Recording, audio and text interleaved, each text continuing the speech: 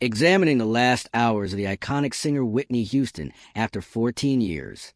In February 2012, the body of legendary singer Whitney Houston was discovered at a hotel in Beverly Hills. Whitney Houston's distinctive voice and career have had a significant influence on the music business for 14 years following her untimely death.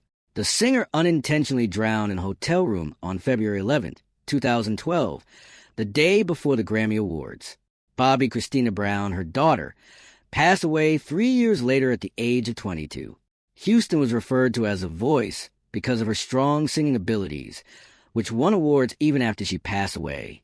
However, she was also well known toward the end of her life for her long battle with drug addiction, which was captured in the 2022 biopic I Want to Dance with Somebody.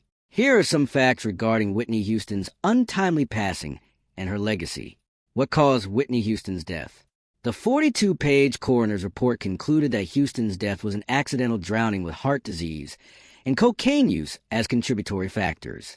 According to the toxicology results, cocaine and metabolites were a contributing factor in her death.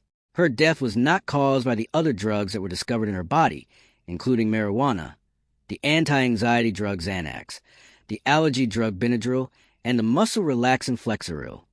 We knew she was alive when she was submerged underwater because we found water in her lungs, Los Angeles County Chief Coroner Craig Harvey told people at the time.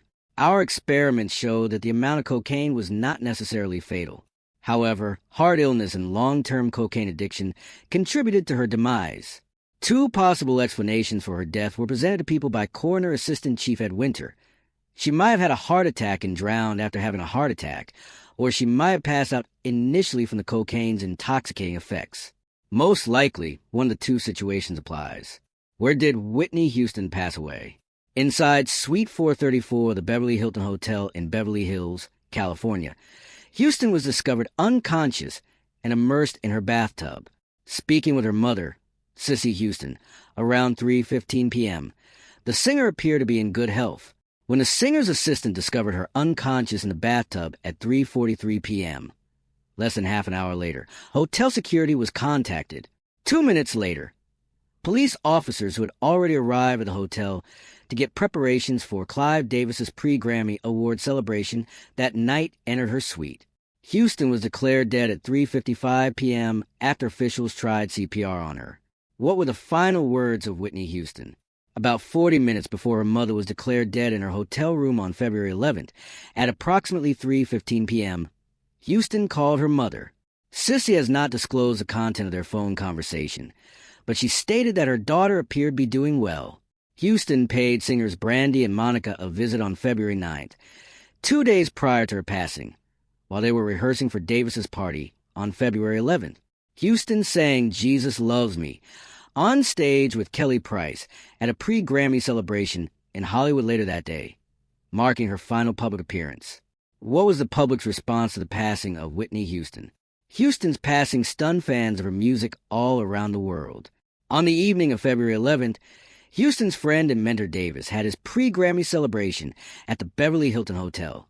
Even though the singer's body wasn't removed until 12:45 a.m., he gave an homage to Houston at the beginning of the event, saying, "By now, you have all heard the heartbreaking news of our beloved Whitney's loss. In front of so many close friends, I don't have to hide my feelings. I am personally devastated by the loss of someone who has meant so much to me for so many years," the Grammy Award winner went on. Whitney had a lot of energy. Even though she wasn't supposed to perform tonight, she was really excited about it. Whitney was a stunning individual with unmatched potential. Over the years, she gave numerous unforgettable concerts here and adorned our stage with her majestic presence. In short, Whitney's family requested that we continue, and she would have wanted the music to continue. Dozens of Houston's friends and co-workers paid their respects to the late singer in the days following her passing. Mariah Carey posted on X, "She will always be remembered as one of the greatest voices to ever grace the earth. Whitney was a voice to me. Every time she sang, we heard a glimpse of God. My spirit is thankful for the gift of her, but my heart is heavy," Oprah Winfrey stated. Toni Braxton, Smokey Robinson, Tony Bennett, and other celebrities also posted supportive messages. On February 19th, The singer's burial was placed in Newark, New Jersey, where she was a choir member as a child.